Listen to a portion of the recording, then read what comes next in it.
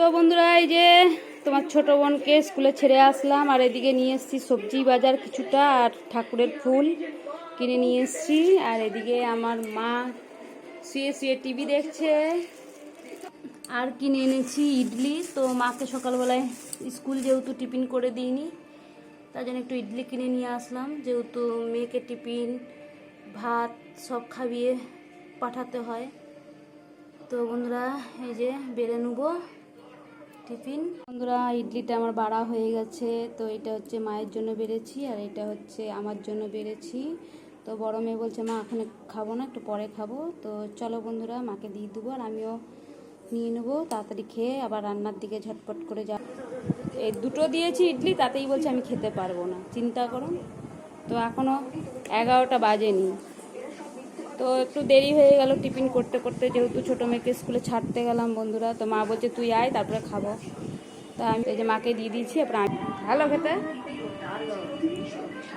আমাদের এটা চেনা পরিচিত ইডলি যে বানায়।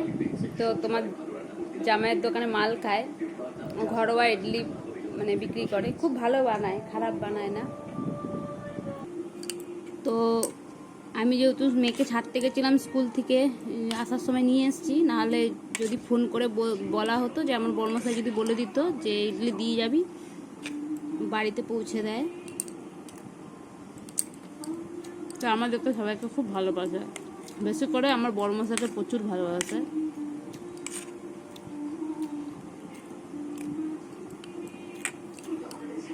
এই যে বন্ধুরা, টিফিন খেয়ে রান্নাঘরের দিকে চলে আসলাম।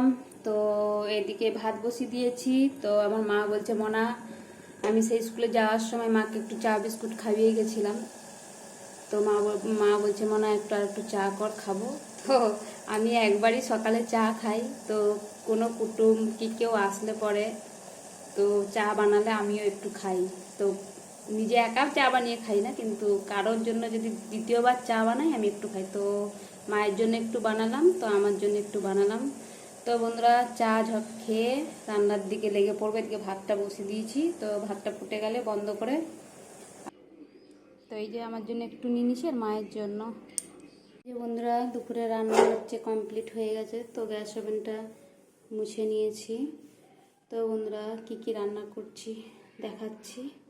তো এদিকে করেছি সব রকম মিশামিশি করে ঘ্যাট তরকারি।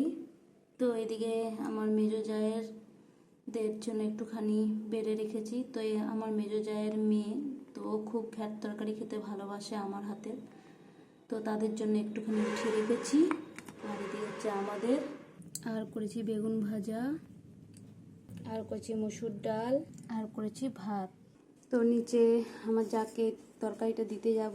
তো বন্ধুরা, এই যে এতক্ষণের সময় হলো, ভাত নিয়ে বসে গেছি দুপুরে খেতে। তো এদিকে ভাত ডাল, এদিকে লেবু আছে, এখানে বেগুন ভাজা, এদিকে সব রকম সবজি দিয়ে ঘ্যাট তরকারি, আর এদিকে আছে ডিমের ভুজিয়া।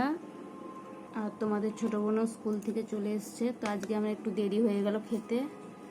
তো ডিমের ভুজিয়া নিয়েছে, ভাত নিয়েছে, আর ঘ্যাট তরকারি নিয়েছে। তো দেরি না করে ঝটপট খেয়ে নেও, পরে আবার নেক্সট ভিডিওতে আবার আসবো। সকলে সুস্থ থেকো, ভালো থেকো।